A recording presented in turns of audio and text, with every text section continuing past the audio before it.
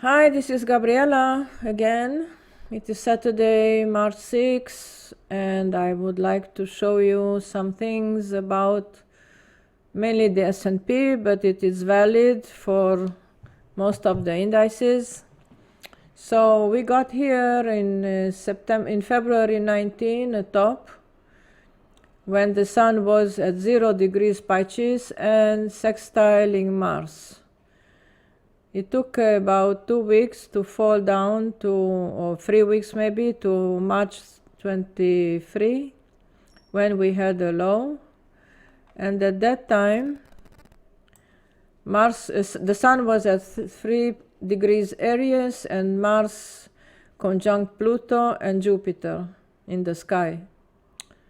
So now if I'm measuring the time lapse from top to top, we got here almost a year when we had a top on February 16, and then the sun was at 27 Aquarius, Mercury in retro at 0 at conjunct Jupiter, and Saturn squaring Uranus, an aspect that it went on for 2 or 3 weeks. On February 19, we got the second top, and then the sun returned to 0 Pisces, where it was in 2020. Venus squared Mars, and Saturn was still squaring Uranus. Now, if I'm measuring the time lapse from the low to low, we have 1 year coming up on March 23. But even before that, we have to watch March 20th, when the sun will conjunct Venus at 29 Pisces, Mars will trine Saturn, and Jupiter will make a minor aspect to Neptune.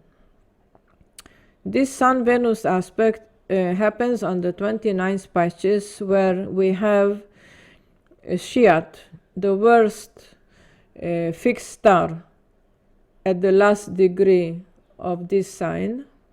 So this will be a very important day to watch. Now we see here that the S&P made the top on February 16, and since then it is falling. And on March 4th, it made the bottom, but this bottom was higher than the low of January. And yesterday, after Jerome Powell spoke, and he is an Aquarius lawyer, he said that the Fed is quite comfortable with the situation. So the market took a reverse and went up and closed above the top of the former day. So this is a sign that we should see 1 or 2 or 3 days of correction. As you can see, the S&P now trades in a channel. So if I enlarge this channel, this graph, the S&P should go above the last top, which was 39.15, and only after, if it does, it will go higher. But what happens in the meanwhile, I have to show you. This is the astrology chart. On March 8, in the heliocentric chart,